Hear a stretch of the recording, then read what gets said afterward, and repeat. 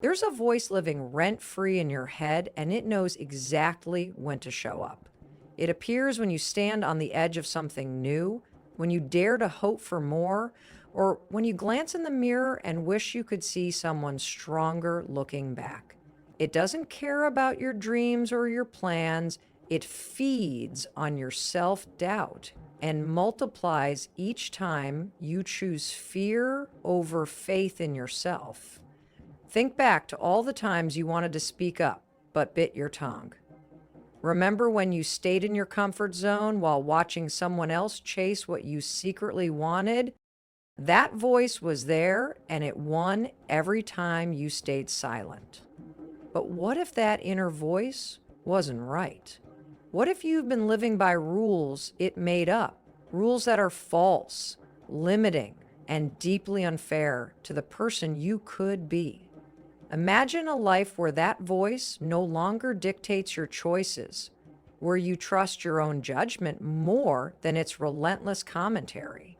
What doors would you finally open? What stage would you stand on? What idea would you share? What love would you allow yourself to believe you deserve? This isn't about being unrealistic or pretending to be fearless. It's about recognizing that the voice is just an echo of old fears, not a prophecy of your future.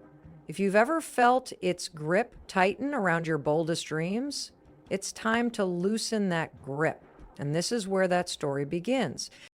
Every one of us, regardless of age or background, carries an invisible critic within. It's that subtle but persistent presence that second guesses our decisions, mocks our ambitions, and questions our worth every chance it gets.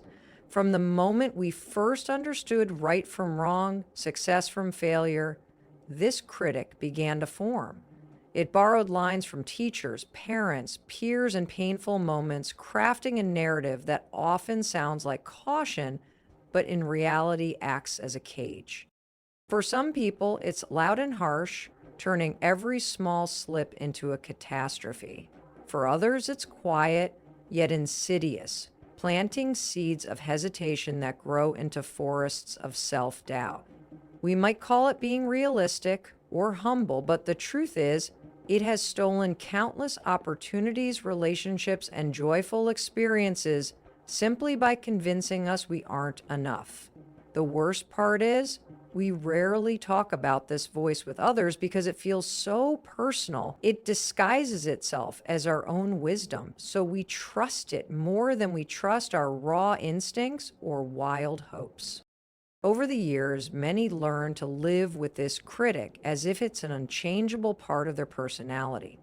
They accept playing small, sticking to familiar paths, and waiting for a perfect version of themselves to emerge before daring to act boldly.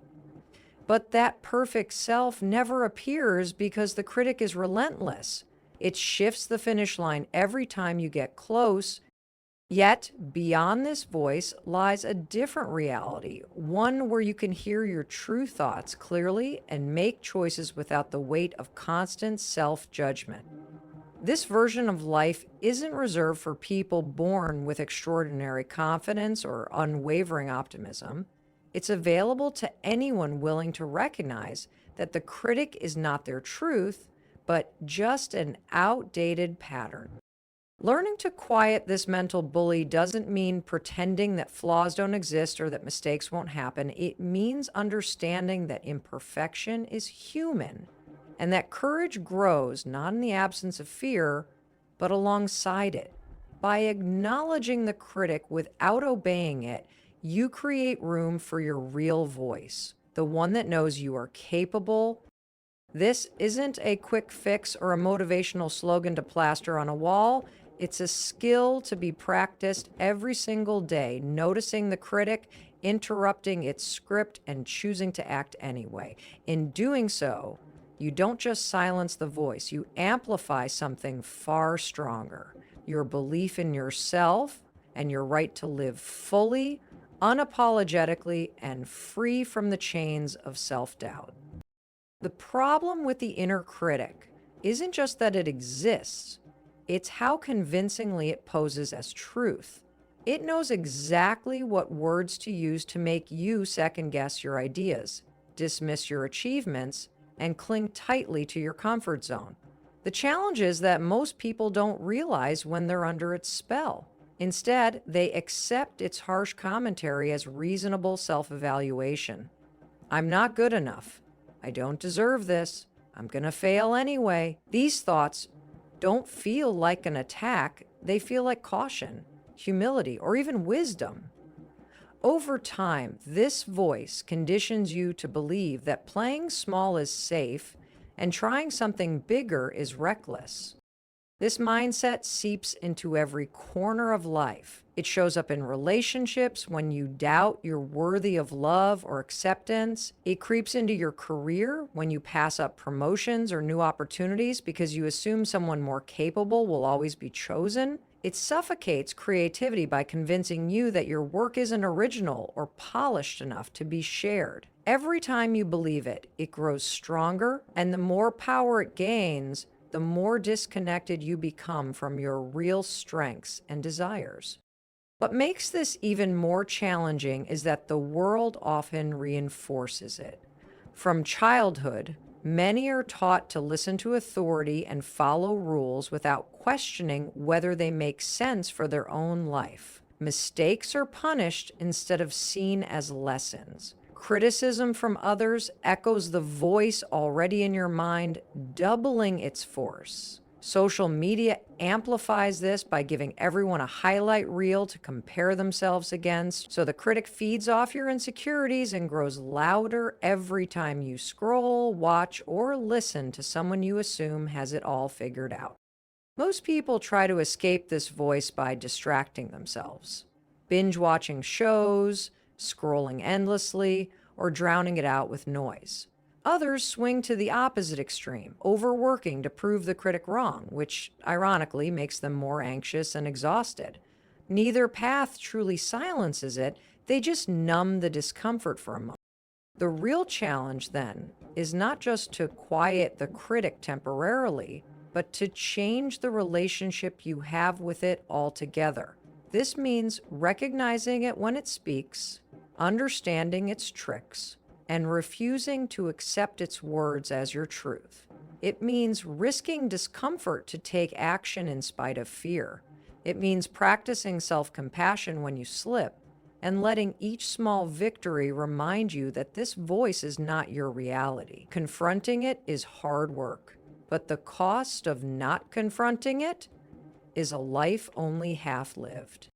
Taming the inner critic starts with seeing it clearly for what it is: a voice shaped by old fears, past failures, and other people's expectations.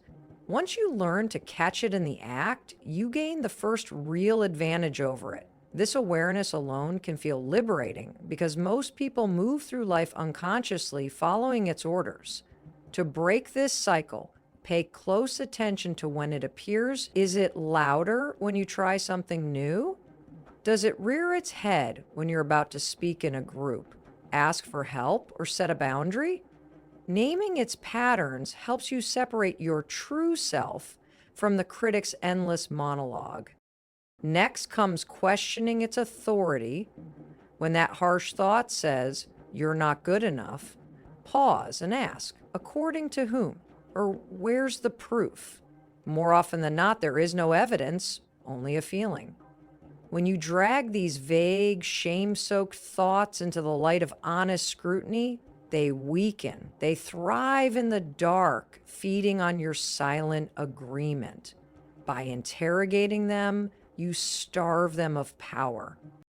Equally important is replacing the critic's narrative with kinder, more realistic thoughts.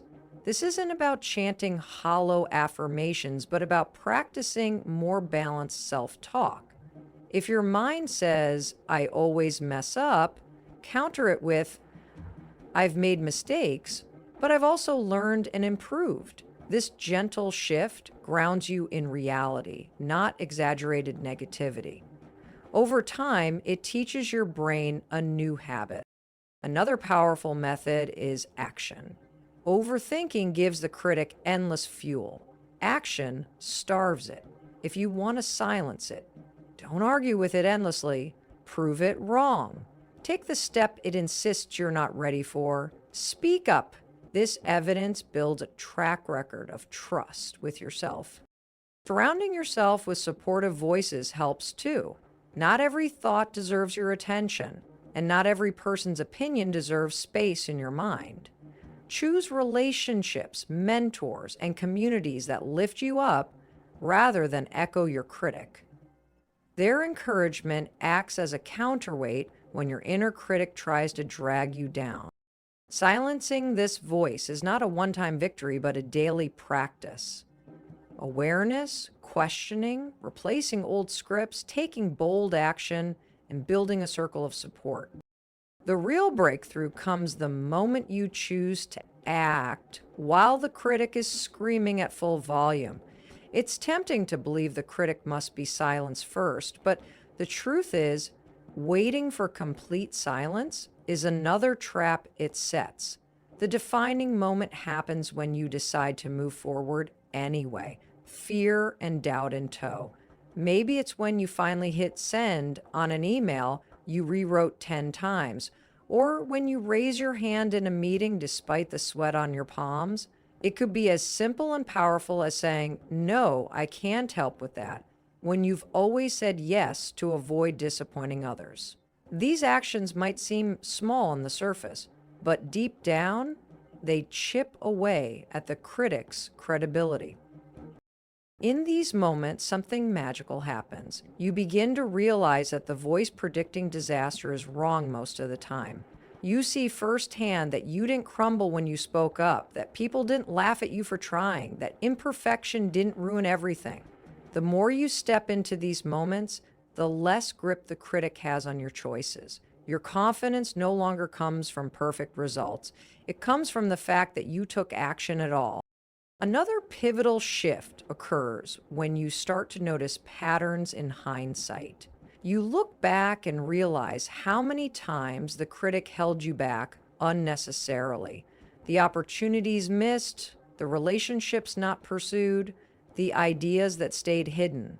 Instead of feeling regret, use this awareness as fuel. You begin to say, if I could survive all those situations I was so afraid of, what else can I handle? This question flips fear on its head and turns the critic into a tool for growth instead of a barrier. Over time, these brave choices build a new identity. You stop defining yourself by your doubts and start defining yourself by your actions.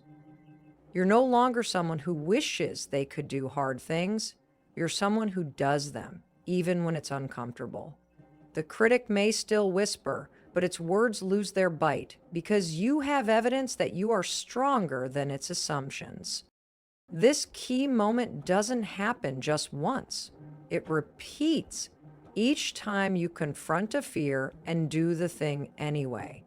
Every single act of courage is a quiet rebellion against years of self-doubt. And these rebellions stack up, forming a life that reflects your true potential instead of your hidden fears. The journey to quieting the inner critic is far from an overnight transformation. It is a daily practice, an ongoing conversation with yourself that shifts your relationship with fear and self-doubt. In the beginning, the critic will still try to shout you down every time you step toward growth. But the difference is that now you recognize its voice for what it truly is, an outdated recording, not an absolute truth. This awareness alone gives you an edge that many never find because they never stop to question it. Each time you pause and listen closely, you notice its patterns and see how often it repeats the same tired warnings. What once sounded like wisdom begins to sound like excuses, and excuses lose power when you shine a light on them. Through this process, you discover that the critic's job is to keep you safe, not to keep you happy or fulfilled. It wants predictability, not progress. Understanding this helps you feel compassion for yourself instead of anger for having these thoughts. After all, everyone has a version of this voice. It's part of being human, not a personal flaw. What changes everything is your response. Rather than accepting its judgments as commands, you learn to interrupt them. You replace self-insults with honest but kinder truths, and you gather evidence to contradict the critic's narrative. Most importantly, you take action, no matter how small. Small actions create small wins, and small wins build trust in your own resilience.